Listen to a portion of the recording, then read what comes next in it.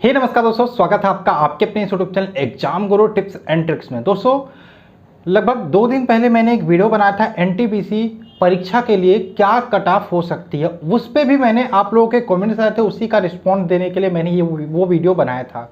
उसके बाद बहुत सारे कमेंट्स आए, यानी कि कह सकते हैं कमेंट्स की बौछार आ गई थी मेरे पास कि सर आप रेलवे ग्रुप डी परीक्षा के लिए कट ऑफ बताओ।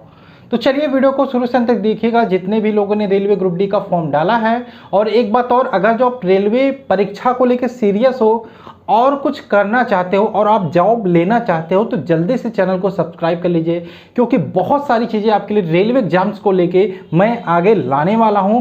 चाहे रीजनिंग की दृष्टि से देखें, चाहे करंट अफेयर्स की दृष्टि से देखें, चाहे स्टैटिक जी की दृष्टि से देखें, चाहे आपका साइंस की दृष्टि से देखें। क्योंकि आपको पता है एनटीपीसी तो अलग था, लेकिन रेलवे ग्रुप डी में आपको 3 से 4 चीज़ें इंपॉर्टेंट हो जाती। तो साइंस का रोल इसमें अहम हो जाता है।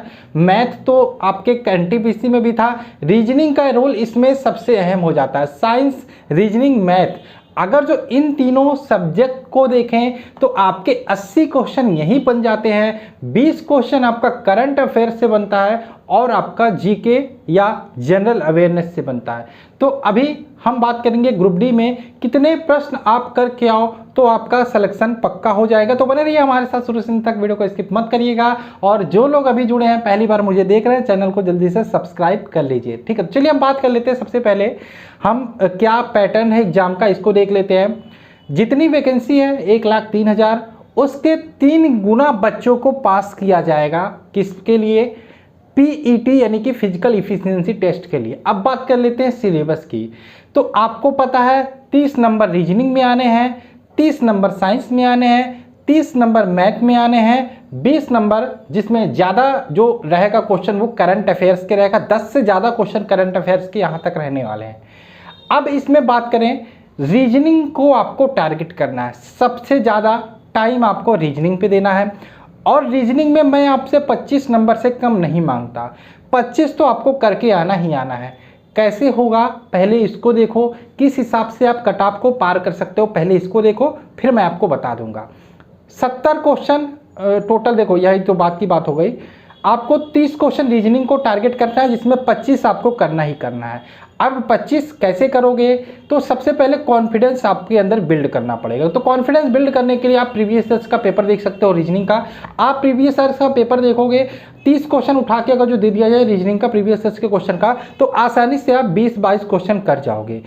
कुछ क्वेश्चंस होंगे जिसमें फंसोगे, बहुत सारे बच्चे क्लॉक में फंसेंगे, कैलेंडर में फंसेंगे, घन घनाभ त्रिभुजों की संख्या इसमें फंसेंगे। लेकिन ऐसे क्वेश्चन होते हैं 30 में 20 आसानी से कर सकते हो। लेकिन मैनेज कहाँ पे करना है? आपको टाइम को करना है, टाइम को बचाना है। आप वो जो 20 क्वेश्चन करोगे टाइम ज़्यादा लोगे, लेकिन आपको पता है आपको 90 मिनट में 100 क्वेश्चन करना है। यानी कि स्पीड आपकी मेंटेन होनी चाहिए। और स्पीड आपकी रीजनिंग में अच्छी कब होगी? जब आप प्रैक्टिस करोगे। जो टॉपिक नहीं आता उसको आप लगाओ। डेली टॉपिक वाइज 30-30 क्वेश्चन लगाने का एक टारगेट बनाओ। 30 क्वेश्चन मैं रीजनिंग का डेली एक टॉपिक का लगाऊंगा और आगे मैं रीजनिंग के एक स्पेशल क्लास लेकर आऊंगा। 30 वीडियो लेकर आऊंगा जिसमें मैं पूरे रीजनिंग के टॉपिक को 30-30 क्वेश्चन हर टॉपिक के आपके मैं कराने वाला हूं। उसके लिए आपको बने रहना हमारे साथ। तो रीजनिंग को आपको टारगेट करना है, 25 क्वेश्चन किसी भी हाल में आपको करना है। और एक बात मैं बोल देता हूं पहले ही, आपको ध्यान रखना है, किसी भी एग्जाम को दो आपको क्वेश्चन छोड़ने आना चाहिए। सब लोग बताते हैं कि क्वेश्चन करने आना चाहिए, लेकिन मैं बताता हूं क्वेश्चन छोड़ने आना चाहिए। बहुत सारे बच्चे आपने देखा होगा 80-90 क्वेश्चन करके आते, कहते हैं मेरा सिलेक्शन नहीं हुआ। वो 65-70 करके आया, उसका सिलेक्शन हो गया, उसको क्वेश्चन छोड़ने आता था। देखो, अगर जो आप कंफर्म नहीं हो तो आप छोड़ सकते हो। जैसा कि मैंने बताया रीजनिंग में आपको 25 करना है, तो 25 में से मैंने बोला 5 क्वेश्चन छोड़ना है। ऐसा नहीं कि अगर आपके पास टाइम बचा तो आप तुक्का मारने लगे, तो ये काम गलती मत करना। आपको सिलेक्शन चाहिए। आपने 25 रीजनिंग में कर लिया, आपको विश्वास है 25 नहीं 24 कर लिया, आपको विश्वास है कि आपने 24 सही किया, तो आप 6 क्वेश्चन एकदम सीना तान के छोड़ सकते हो। मत टच करो उनको, वो आपको नहीं आता, तुक्का के चक्कर में मत पड़ना। तो ये काम कर सकते हो। अब आते हैं मैथमेटिक्स की बात। 25 क्वेश्चन मैथमेटिक्स के आते हैं। 25 में 18-19 आपको मैथ में करना है, 18 से 20 भी करना है, बहुत आसानी से पहुंचोगे। स्क्वायर पूछता है, क्यूब पूछता है, एलसीएम ऐसे पूछता है, परसेंटेज से सिंपल क्वेश्चन आता है, एक क्वेश्चन आपका सिंपल इंटरेस्ट से आ जाएगा, ठीक है, बोर्ड मास रूल पूछता है, यही सारे क्वेश्चन होते हैं, बहुत सिंपल होते हैं। मैथ आसानी से आप 18 से 20 प्रश्न कर सकते हो। इसमें भी मैं आपको दे रहा हूं कि 5 क्वेश्चन छोड़ सकते हो जो आपको नहीं आते, ठीक है, मैं बोल रहा हूँ 5 क्वेश्चन छोड़ सकते हो जो आपको नहीं आते, उनको टच करने की ज़रूरत नहीं है। यानी कि एक हिसाब से देखा जाए, अगर जो आप 25 क्वेश्चन कर लेते हो रीजनिंग में और 20 क्वेश्चन कर लेते हो आप किसमें, मैथ में, तो 45 तक पहुँच रहे हो, ठीक है। यहाँ पे थोड़ा ध्यान रख के चलना, 45 तक पहुँच रहे हो। अब हम बात कर लेते हैं साइंस के लिए। साइंस के लिए आपको टारगेट बना के चलना है, 25 क्वेश्चन आना है किसी भी कीमत पर, वहाँ पे भी 18 से 20 तक पहुँचना है। और पहुँचोगे भी कैसे? साइंस के लिए 3 चीज़ें मैं करा रहा हूँ। मैं एक तो स्पीडी पब्लिकेशन के बुक को संडे टू संडे कराता हूँ 50 क्वेश्चन, किरण पब्लिकेशन के बुक के 2000 क्वेश्चन की सीरीज चल रही है जिसमें 50 वीडियो यानी कि 1000 क्वेश्चन हो चुके हैं। प्लेलिस्ट अवेलेबल है, उसको जाके जरूर देखो। 20 क्वेश्चन मैं डेली कराता हूँ। बायोलॉजी पूरा कवर करा चुका हूँ, फिजिक्स चालू है, ठीक है, उसको देख लेना है वीडियो को। एक संडे देखना है, एक आपको डेली जो प्लेलिस्ट अवेलेबल है उसको देखना है, साथ में हमारी साइंस की पीडीएफ है, वो उसके लिंक आपको डिस्क्रिप्शन में मिल जाएगी, उसको ले सकते हो। यहाँ से तीनों से पढ़ो। उसके बाद आपके लिए एग्जाम से पहले भी बहुत सारी चीज़ें मैं लेकर आने वाला हूँ। अगर जो आपके पास एनसीईआरटी बुक है उससे पढ़ सकते हो, नहीं तो लूसेंट की ऑब्जेक्टिव बुक अगर जो आपके पास है उसको पढ़ सकते हो। लूसेंट की ऑब्जेक्टिव बुक मस्ट है आपके लिए, उसको आपको जरूर लेना है, ठीक है। पीडीएफ भी मेरा है, डिस्क्रिप्शन में मिल जाएगा। ये आपको करना है। ये 3-4 चीज़ें कर लेते हो जो मैंने बताया ना, तो आसानी से आप 18 से 20 पहुँचने वाले हो। तो अगर जो मैं जोड़ूँ 45 वहाँ हो गया था और 20 यानी कि 18 ही मान लेते हैं आपने साइंस में किया, तो 18 यहाँ यानी कि 45, 5, 50, 3, 53 और 10 जोड़ लोगे, 63 नंबर तक आप पहुँच रहे हो फिजिक्स, साइंस, रीजनिंग और मैथ में। अब आता है 20 क्वेश्चन का, इसमें करंट अफेयर्स और जीके आपसे पूछा जाएगा और स्टैटिक जीके का पार्ट हो गया। स्टैटिक जीके आपका एक भी नंबर कहीं नहीं जाएगा। प्रीवियस ईयर से एग्जाम को ध्यान में रखे मैंने कंप्लीट पीडीएफ बनाया 46 टॉपिक का, लिंक आपको डिस्क्रिप्शन में मिल जाएगा, जाके पीडीएफ देखो। और उसी पीडीएफ के हिसाब से मैं 5 क्लासेस ले चुका हूँ स्टैटिक जीके की, उसका प्लेलिस्ट अवेलेबल है, जाके देखो। बहुत इंपॉर्टेंट है, क्लासेस देखो, उसके बाद आप पीडीएफ से पढ़ो, उसके बाद आया याद करो। आपको याद करने में भी कोई प्रॉब्लम, कोई समस्या नहीं आएगी। और सिलेबस जो 46 टॉपिक का है, एग्जाम से पहले मैं वीडियो के माध्यम से फ्री ऑफ कॉस्ट आपको कराने वाला हूं। अब स्टैटिक जीके हो गया। अब आता है करंट अफेयर्स। देखो 20 क्वेश्चन आएंगे, ध्यान रखना बच्चे, 12 से 13 क्वेश्चन आपके 20 में इन करंट अफेयर्स के रहने वाले हैं। और मुझे पता है प्रीवियस ईयर्स में करंट अफेयर्स के कैसे प्रश्न आए थे, और उसी को ध्यान में रख के मैं पूरा कंप्लीट पीडीएफ तैयार करवा रहा हूं। मैंने 30 से 35 टॉपिक रखे हैं स्टार्टिंग में। कौन क्या है, जीएसटी का टॉपिक, राम मंदिर का टॉपिक, और भी बहुत सारे टॉपिक जो हुए थे करंटली, उसको मैंने रखा 30 से 35 टॉपिक में। और उसके बाद अक्टूबर 2018 से लेके monthly wise current affairs prepare हो रही है, वो आपको 3 से 4 दिन बाद मिल जाएगी।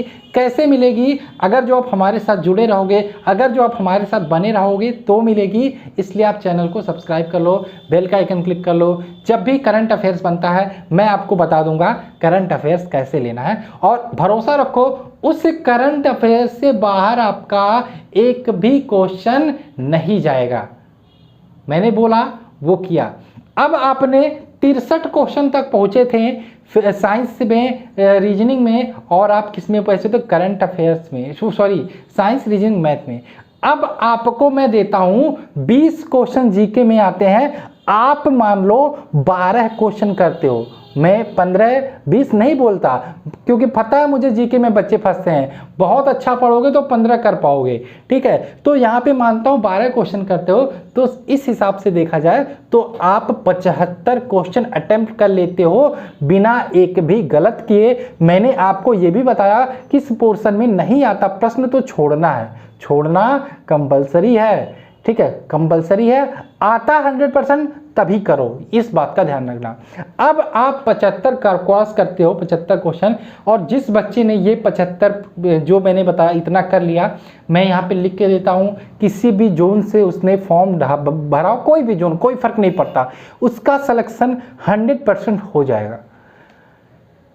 ये क्या बोलते हैं, पीटी के लिए भी होगा और उसकी नंबर फाइनल मेरिट पे आने वाले हैं। अब मान लीजिए कोई दिक्कत नहीं है, आप कहीं पे फंस गए, 2-4 क्वेश्चन गलत कर दिया, कोई दिक्कत नहीं दोस्तों, आप 70 क्वेश्चन सही करके आओगे तो भी आपका इस बार सिलेक्शन हो जाएगा रेलवे ग्रुप डी परीक्षा के लिए।